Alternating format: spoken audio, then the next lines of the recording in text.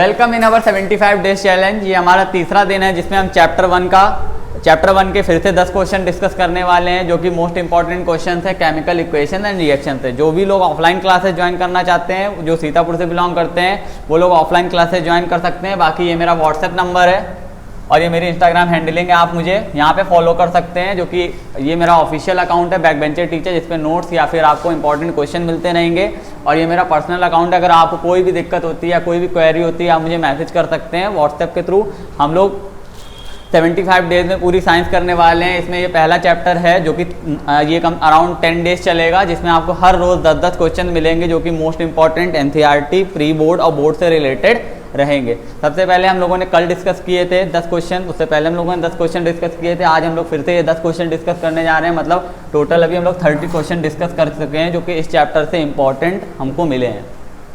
First most important question ये आता है कि जब भी क्या होता है, सिल्वर क्लोराइड को जब सनलाइट की प्रेजेंस में लाते हैं तो क्या रिएक्शन मिलेगी। तो जब भी क्या होता है, सिल्वर क्लोराइड को हम सनलाइट की प्रेजेंस में लाते हैं तो वो हमेशा ब्रेक डाउन होती है। मतलब इन द सेंस ऑफ वो कौन सी रिएक्शन बन जाती है, डीकम्पोजिशन रिएक्शन। डीकम्पोजिशन रिएक्शन मतलब ब्रेक डाउन होना। ये चीज़ें कहाँ यूज होती हैं, ये आपके एक्सरे में यूज होगी, ये आपके फोटो जब आप पहले नेगेटिव बनती थी, जैसे आप उसको धूप में लाते थे क्या होता था, उसका कलर चेंज हो जाता था।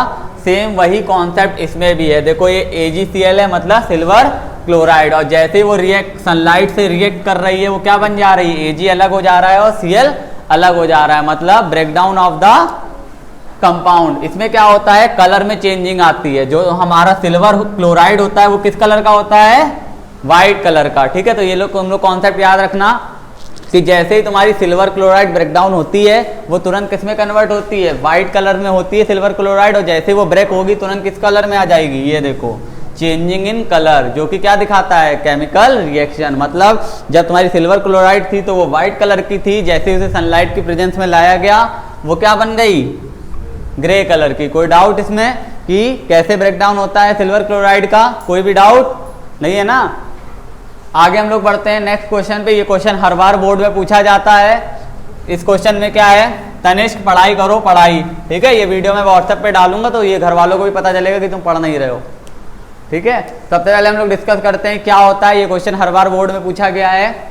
ये तुम्हारे पास किसका सॉल्यूशन है, कॉपर सल्फेट का। कॉपर सल्फेट का सॉल्यूशन Fe डालने से पहले, Fe मतलब आयरन, ठीक है, आयरन को डालने से पहले तुम्हारे ये कलर था। जैसे ही उसमें आयरन एंटर किया वो कलर क्या हो गया, चेंज। क्या हो गया, blue to green. Blue to green मतलब कहीं ना कहीं क्या हुआ, इसमें जो था, इसमें सेकंड चैप्टर का कॉन्सेप्ट यूज हुआ है, क्योंकि क्या होता है, Fe जो होता है वो मोर रिएक्टिव होता है इन कंपेरिजन टू कॉपर। मतलब Fe ज्यादा ताकतवर है, तो जो Cu के पास है उसने क्या करा, छीन लिया। मतलब देखो क्या हुआ, A प्लस B और C था, और इधर क्या बन गया, AC प्लस B।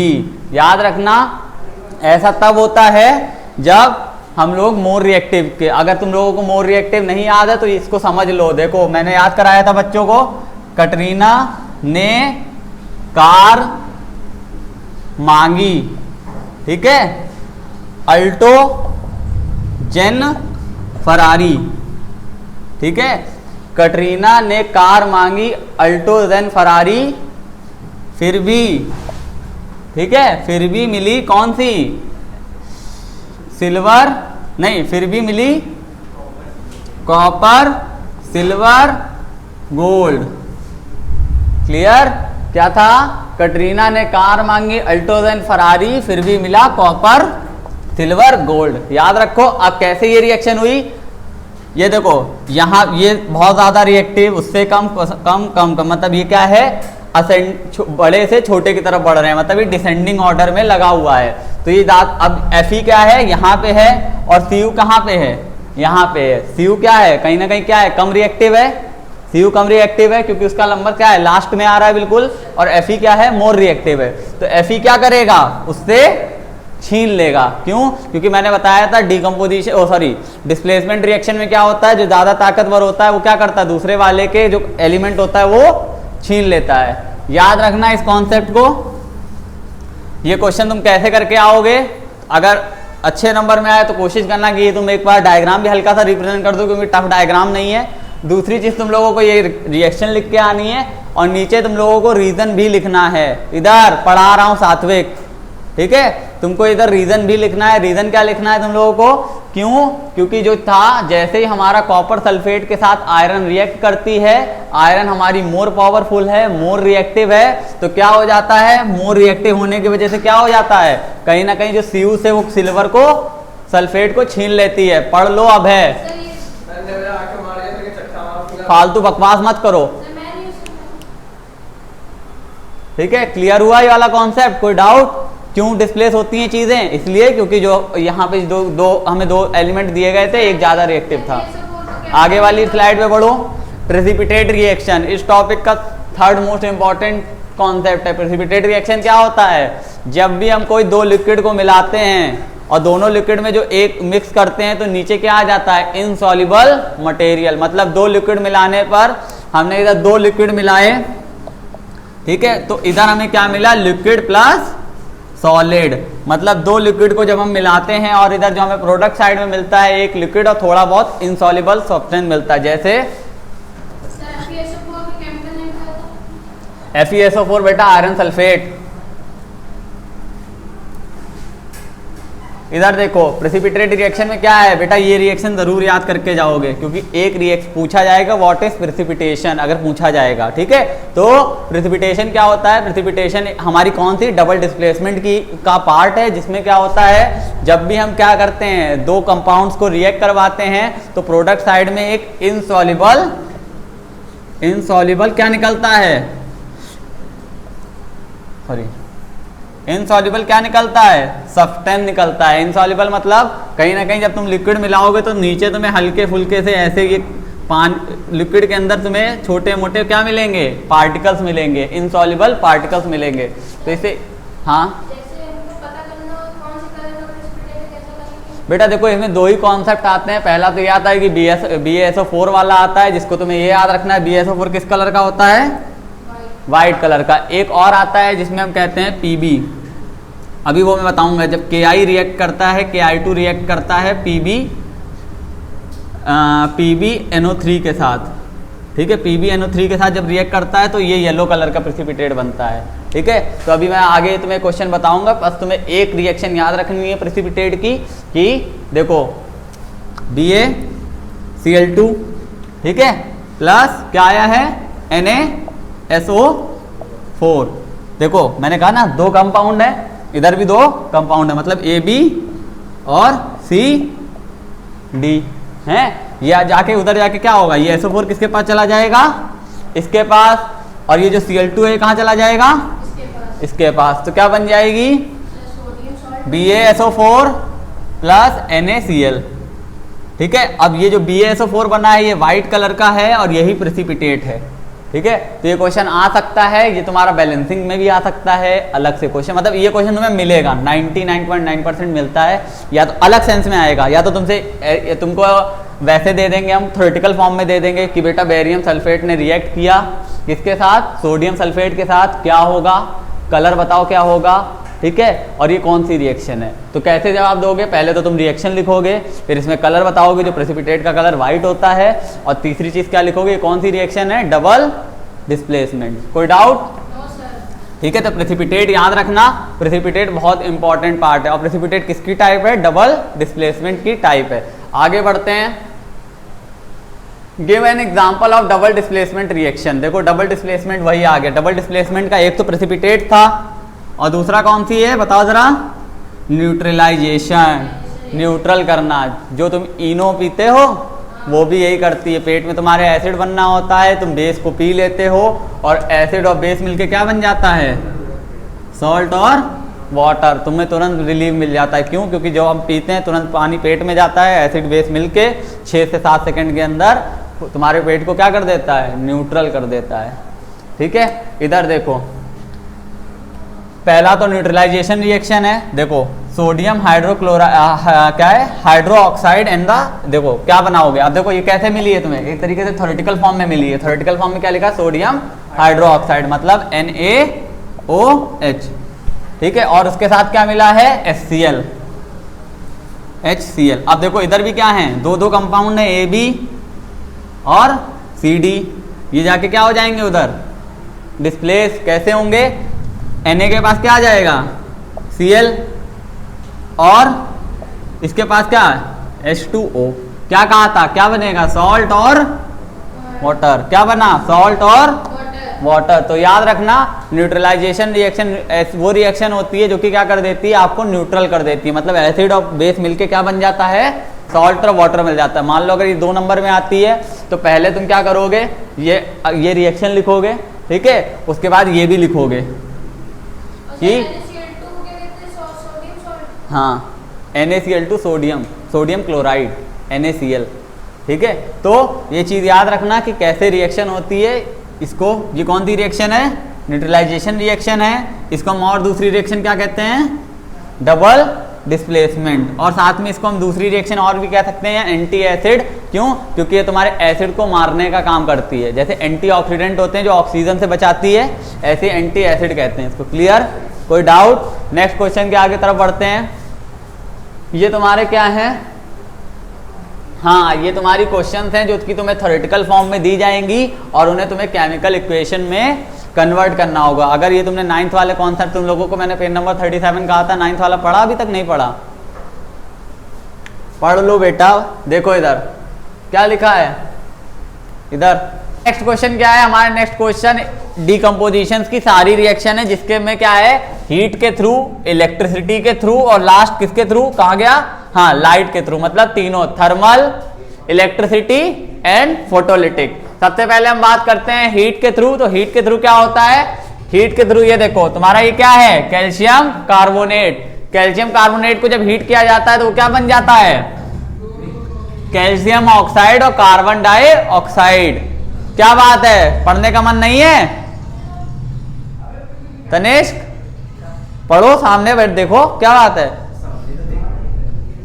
ठीक है। क्या है, कैल्शियम कार्बोनेट जब हीट किया जाता है तो कैल्शियम ऑक्साइड और कार्बन डाइऑक्साइड में कन्वर्ट होता है। ये क्वेश्चन काफी पूछा जाता है केस स्टडी बेस पे। कैसे कि जो तुम लोग पुताई करते हो, ठीक है, चूने को पोतते हो, उसमें 2-3 दिन बाद शाइनिंग क्यों आती है, 2-3 दिन बाद शाइनिंग इसलिए आती है, पहले देखो क्या है, CO किसके साथ रिएक्ट करता है, H2O के साथ रिएक्ट करता है, क्या बन जाता है, CaOH का होल स्क्वायर, मतलब कैल्शियम हाइड्रोक्साइड।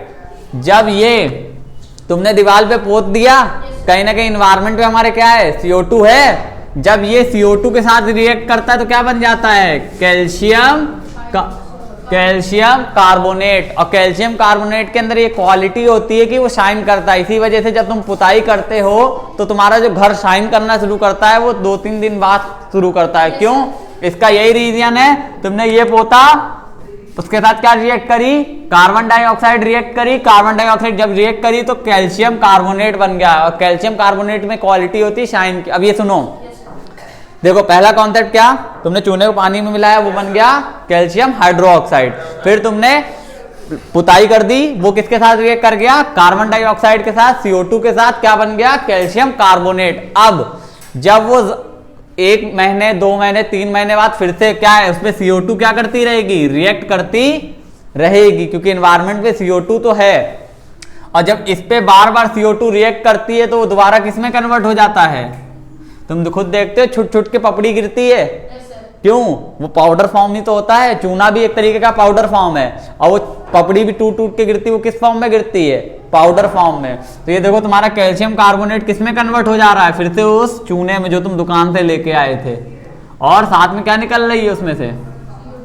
तो याद रखना 3 तरीके से कॉन्सेप्ट आता है। सबसे पहले तुमने जब पानी में घोला तो कैल्शियम हाइड्रोक्साइड, फिर जब उसके ऊपर CO2 रिएक्ट कर गई तो कैल्शियम कार्बोनेट, और कैल्शियम कार्बोनेट के ऊपर और जब उसको हीट किया जाता है, मतलब उसमें कहीं ना कहीं हीट पड़ती रहेगी, धूप पड़ती रहती है, धूप पड़ने की वजह से क्या होता है, वो दोबारा चूने में कन्वर्ट हो जाता है और कार्बन डाइऑक्साइड निकल जाती। क्यों, तुम देखते हो अंदर का पेंट इतनी जल्दी खराब नहीं होता है जितना बाहर का खराब होता है। क्यों, एक तो एसिड रेन, और दूसरी चीज जो धूप पड़ने से जो हीटिंग होती रहती है, उस पर थर्मल रिएक्ट करता रहता है। हीट की वजह से क्या होता है, ये तुम्हारे जो तुमने पोत रखा है बाहर, वो फिर से किस में कन्वर्ट हो जाता है। तुम खुद देखना, जो तुम्हारी पपड़ी छुट के गिरेगी, अगर तुम उसे रब करोगे और चूने को रब करोगे, दोनों का टेक्सचर एक ही होगा। अगली टॉपिक पे बात करते हैं इलेक्ट्रिसिटी के थ्रू। इलेक्ट्रिसिटी के थ्रू कैसे किया जाता है, तुम्हें पता है जितने भी एलिमेंट्स हैं ऐसे रिएक्ट करते हैं, एक प्लस होता है और एक निगेटिव, मतलब एक पॉजिटिव चार्ज कंटेन करता है और एक निगेटिव चार्ज कंटेन करता है। और वहीं पे हम कैथोड और एनोड लेते हैं, पॉजिटिव वाला निगेटिव वाले को अट्रैक्ट कर लेता है और निगेटिव वाला पॉजिटिव। जैसे फॉर एग्जांपल हमने एक वाटर लिया, एक ठीक है, जिसमें नमक मिला हुआ था, ठीक है, हमने NaCl लिया, ठीक है, उसके अंदर एक रॉड डाली और दूसरी रॉड डाली, ये माइनस की रॉड है और ये प्लस की रॉड है। जैसे हमने इलेक्ट्रिसिटी हाँ क्या हुआ, दर्द हो रहा है, हाँ ठीक है, ठीक है, पॉजिटिव और निगेटिव। अब तुम्हें पता है Na के ऊपर पॉजिटिव का साइन होता है और Cl के ऊपर निगेटिव का साइन होता है। इन दोनों, इसके अंदर NaCl मिक्स है। अब तुम्हें पता है Na कहाँ चला जाएगा, माइनस के पास, जो इस रॉड में इकट्ठा हुआ वो Na है और जो इस रॉड में इकट्ठा हुआ वो क्या है। तो याद रखना क्या करते हैं हम, इलेक्ट्रिसिटी के थ्रू NaCl को अलग कर लेते हैं, मतलब सोडियम अलग क्लोराइड अलग। कैसे, पॉजिटिव और निगेटिव चार्ज के थ्रू। क्या हुआ, अभी रुक जाओ, बस आखिरी स्लाइड बची हुई है, आगे अगला टॉपिक डिस्कस करते हैं। नेक्स्ट टॉपिक पे आओ, नीचे करो, नहीं है, खत्म है, नहीं एसर्टेन्स थे मेरे में, देखो है, रुको, हाँ आ गया। ये क्या है, in the refining of the silver the recovery of silver from, कैसे, मैंने कल एक एग्जांपल दिया था, मान लो तुम्हारे पास एक मिक्सचर है मैग्नेटिक और नॉन मैग्नेटिक चीजों का। अब तुम्हें मैग्नेटिक चीजें निकालनी है अलग और नॉन मैग्नेटिक चीजें क्या करनी है, अलग निकालनी है। तो क्या करोगे, एक बड़ा सा मैग्नेट ला के रखोगे उसके सामने, जो चिपक जाएगा उसमें वो मैग्नेटिक और जो बच गया वो नॉन मैग्नेटिक। वही कॉन्सेप्ट इसमें भी है। देखो अभी करा था कटरीना ने, अल्टो जेन फरारी, फिर भी मिली कॉपर सिल्वर गोल्ड, ठीक है। अब देखो यहाँ पे क्या है, Cu और Ag, Cu का नंबर और Ag का नंबर कहीं ना कहीं क्या है, Cu कौन क्या है, ज्यादा ताकतवर है, क्योंकि देखो नंबरिंग कर लें अगर 1 2 3 4 5 6 7 8 9 10 11, ठीक है। कहीं ना कहीं अगर हम परसेंटेज वाइज रैंकिंग में देखें तो Cu का आता है 9 नंबर पे आता है और Ag 10 नंबर पे आता है, तो Cu ज्यादा ताकतवर है। अभी यहाँ पे क्या है, Cu अकेला है, Cu अकेला है, इधर Cu अकेला है, वो क्या करेगा, Ag से नाइट्रोजन को छीन लेगा, तो क्या हो जाएगा, सिल्वर, प्योर सिल्वर फॉर्म में आ जाएगा। ये देखो कॉपर ने क्या करा, सिल्वर से नाइट्रोजन को छीन लिया और छीनने का, हाँ एक्वा सॉल्यूशन का मतलब होता है वो प्योर नहीं है, कहीं ना कहीं उसमें पानी मिक्स है, ठीक है, पानी मिला हुआ है या कोई चीज मिली हुई है, ठीक है। एक्वा सॉल्यूशन मतलब दो चीजों का मिक्सचर होता है। ये देखो सॉलिड एक्वा सॉल्यूशन, अब ये क्या बन गया, Ag क्या रह गया, अकेला रह गया, क्यों, क्योंकि जो Ag था, तुम बहुत जल्दी आगे बेटा, ठीक है, जो Ag था वो लेस रिएक्टिव था। कोई डाउट, आगे आ जाओ नेक्स्ट वाली स्लाइड पे, ये आखिरी है।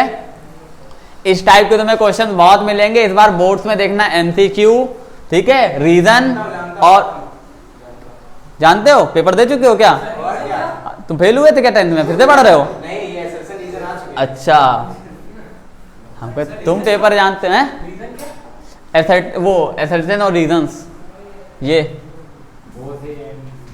कि जिसमें तुम्हें बताना होता है तुम्हारा रीजन एसर्शन सही है या रीजन एसर्शन गलत है। या देखो पहले तो एक टॉप इसको याद कर लो, ठीक है, कि तुम्हारे पास 4 कॉन्सेप्ट मिलेंगे जिसमें क्या कहा जाता है, ये दोनों सही हैं, इसमें कहा जाता है एक A सही है और R गलत है, तीसरा क्या कहा जाता है, A ट्रू है और R गलत है, और अगले वाले में क्या कहा जाता है, A गलत है R, मतलब 4 एक चीज के 4 कॉन्सेप्ट होते हैं। मतलब हमने कहा A और R दोनों सही हैं, एक में कहा A गलत है R सही है, ठीक है, एक में कहा हमने A बिल्कुल गलत है और R सही है, ठीक है। मतलब R को करेक्टली एक्सप्लेन नहीं किया गया, मतलब कोई हमने A का रीजन, मतलब जैसे हमने तुमसे पूछा कि फॉर एग्जाम्पल कि सॉलिड क्यों हम कंप्रेस नहीं कर सकते, ठीक है, तो तुमने हमको क्या कह दिया कि सर एक्चुअली क्या होता है, सॉलिड बहुत रिजिड होता है, तुमने इसको सही से एक्सप्लेन नहीं किया। सही से एक्सप्लेन करना क्या होगा कि सॉलिड के जो मॉलिक्यूल्स होते हैं वो बहुत ज्यादा पास होते हैं, उनके बीच में फोर्स ऑफ अट्रैक्शन बहुत ज्यादा होती है, इसी वजह से उन्हें कंप्रेस करना क्या है, मुश्किल, हाँ, तो उसको कंप्रेस करना क्या है, मुश्किल है। ये बिल्कुल एग्जैक्ट रीजन है, बट तुमने क्या बोला सर वो रिजिड होते हैं। अब हमें भी पता है भाई सॉलिड रिजिड होता है, तुमने रीजन हमको सही से नहीं बताया, तो इसी वाले को यूज करते हैं। अब यहाँ पे क्या होता है, तुम्हारा असेंशन तो बिल्कुल सही होता है बट रीजन तुमने गलत दे दिया होता। मान लो तुम कह दो, मैं कहूँ बेटा सॉलिड, ये बताओ सॉलिड को कंप्रेस क्यों नहीं कर सकते हैं, तुम कह दो क्योंकि सर उसके जो मॉलिक्यूल होते हैं वो बहुत दूर दूर होते हैं, कहीं ना कहीं ये तुमने गलत दे दिया।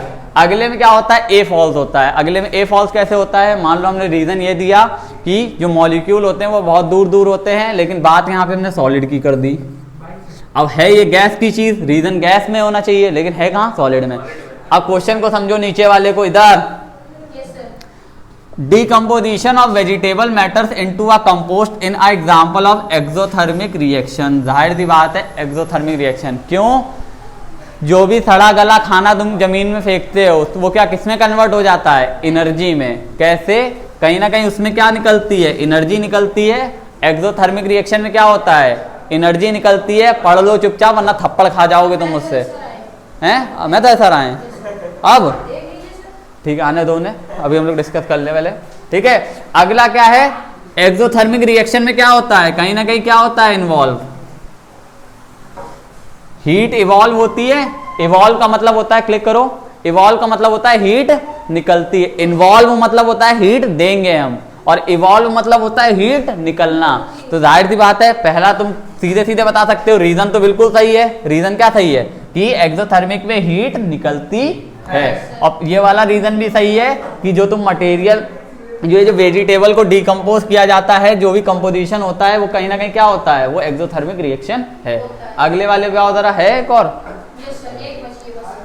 ये तो बहुत सारे हैं, ये मैंने आंसर लिख दिए हैं, बाकी तुम लोगों को फटाफट मैं डिस्कस करा देता हूँ। क्या लिखा है, when the HCl is added in the zinc. अब तुम्हें देखो HCl को किसमें ऐड किया जा रहा है, जिंक में। क्या हो रहा है, the chemical reaction occur, evolution of, भाई जाहिर सी बात, evolution of gas and change in colour. Gas का एवोल्यूशन होगा ही नहीं, क्यों नहीं होगा, क्योंकि कहीं ना कहीं क्या है, नहीं होगा, ZnCl2 प्लस H2, गैस तो निकलेगी लेकिन कलर में चेंजिंग नहीं होती है, ठीक है। दूसरी चीज याद रखते हैं, कैल्शियम कार्बोनेट क्या कहते हैं, CaCO3, when heated it is, हाँ तुमने पढ़ा था, क्या हो रहा था जब इसको हम हीट कर रहे थे, क्या बनना था, CaO प्लस नहीं CO2, और यहाँ पे क्या निकल रहा है, गलत हो गई। इधर देखो, कैल्शियम कार्बोनेट को जब हीट करते हैं तो क्या निकलता है, कैल्शियम ऑक्साइड और कार्बन डाइऑक्साइड। और इसमें क्या लिखा है, जब कैल्शियम कार्बोनेट को हीट करेंगे तो क्या मिलेगा, कैल्शियम ऑक्साइड और वाटर, ठीक है। अगला, हाँ वहां पे सर वो हीट का साइन है ना बीच में, हाँ ये हीट का साइन है। एरो बेटा ये होता है, एरो ऊपर गया हो तो मतलब गैस निकली है, और नीचे गया हो मतलब वो प्रेसिपिटेट है, तुम एरो नहीं यूज कर सकते हो उसके लिए, ठीक है। इसको हम लोग कल ही डिस्कस करते हैं, ठीक है। वेलकम। डिस्कस कर रहे थे barium chloride react with aluminium sulphate. Barium chloride मतलब BaCl2, BaCl2 किसके साथ रिएक्ट कर रहा है, एल्युमिनियम सल्फेट। एल्युमिनियम सल्फेट मतलब Al2SO4 और होल ट्वाइस का 3 रहेगा। ये लोग बच्चे बहुत गलत करके आते हैं ये फॉर्मूला, क्योंकि ये थोड़ा सा टफ है कि एल्युमिनियम सल्फेट को क्या कहते हैं, Al2SO4 होल थ्राइस, ठीक है। ये चीज याद रखना, जब ये रिएक्ट करेगा फिर से वही बन गया तुम्हारा double displacement AB plus CD, और ये क्या बन जाएगा, A के पास क्या चला जाएगा, C, और B के पास क्या आ जाएगा, D। देखो सेम, AlCl2 प्लस क्या बचा हमारे पास, हाँ इधर से बचा, हाँ BaSO4। अब ये बताओ जरा मुझे, ये जो BaSO4 बना ये क्या है, BaSO4 बेटा, हाँ बेरियम सल्फेट है, लेकिन है क्या, अभी मैं ऊपर करा के आया हूँ ये चीज, क्या है, सॉल्ट। NaCl क्या है फिर, है वाइट प्रेसिपिटेट है, ये याद रखना। BaSO4 क्या होता है, वाइट प्रेसिपिटेट। ये देखो इधर, ये देखो क्या है बना हुआ है, एरो नीचे की तरफ। जब ऊपर की तरफ एरो बने होते हैं तो मतलब गैस निकलेगी, जब नीचे की तरफ एरो बने होते हैं तो कहीं ना कहीं क्या है, इनसॉल्युबल सब्सटेंस है। और जब नीचे, अगर पहचान जाना, अगर किसी भी इक्वेशन में नीचे की तरफ एरो बना है मतलब वो प्रेसिपिटेशन रिएक्शन है। क्लियर।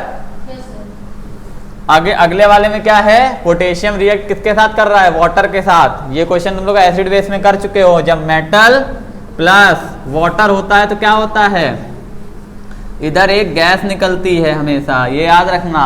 जब भी मेटल प्लस वाटर होता है तो गैस निकलती है, बेस और गैस बनता है। देखो KOH बेस है ये और ये गैस है। तो याद रखना जब भी कोई भी मेटल हम ले लें, जिंक ले लें, क्लोराइड ले, कुछ भी लेना है, कोई भी मेटल ले लें, कॉपर, सिल्वर, गोल्ड, कुछ भी, जितने भी हमने बताया भी, जो कटरीना ने कार मांगी अल्टोजन फरारी वाले, उसमें से अगर हम कोई भी ले लें और उसके साथ हम वाटर को रिएक्ट करवा दें तो इधर साइड में गैस निकलेगी और वो गैस कौन सी होगी?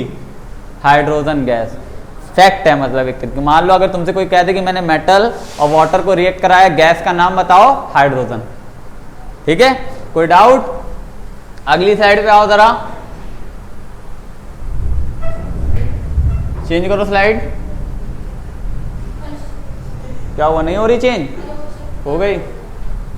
ये इस सबसे कंफ्यूजिंग और सबसे इंपॉर्टेंट कॉन्सेप्ट इस चैप्टर का कि ऑक्सीडेशन और रिडक्शन क्या होता है। ऑक्सीडेशन और रिडक्शन क्या? ऑक्सीजन मतलब ऑक्सीडेशन मतलब ऑक्सीजन का ऐड होना और रिडक्शन मतलब ऑक्सीजन का रिमूव होना।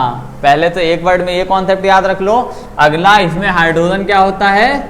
रिमूव। इसमें क्या होता है? Hydrogen add. ठीक है, तो याद रखना। अब याद कैसे रखोगे, कैसे पता चलेगा? तुम्हें इस साइड में देखना ही नहीं है, तुम्हें हमेशा किस साइड देखना है? प्रोडक्ट के साइड। रिएक्टेंट हमें वो रिएक्टेंट से कोई लेना देना नहीं है, हमें कहाँ देखना है? Product side. अब ये देखो यहाँ पे O क्या था, सॉरी S क्या था? अकेला था। यहाँ पे क्या हो गया? S के पास O आ गया तो वो क्या हो गया? एडिशन हो गई इसमें ऑक्सीजन की। अगले वाले में देखो यहाँ पे Mg अकेला था, उसके पास क्या आ गया इधर? इसमें भी क्या हो गया? मैग्नीशियम ऑक्सीडाइज हो गया। जैसे तुम सांस ले रहे हो, तुम क्या हो रहे हो? ऑक्सीडाइज हो रहे हो। ठीक है, आगे वाला देखो। अब देखो इसमें रिडक्शन में removal of oxygen from substance. अब ये देखो Cu के पास क्या थी? O थी। अब Cu का क्या है? अकेला है।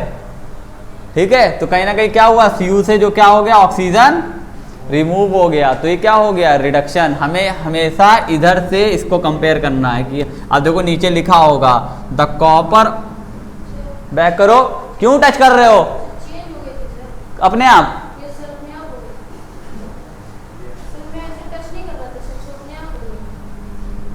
बेटा, झूठ तो ऐसा बोलो कि पकड़ा ना जाए,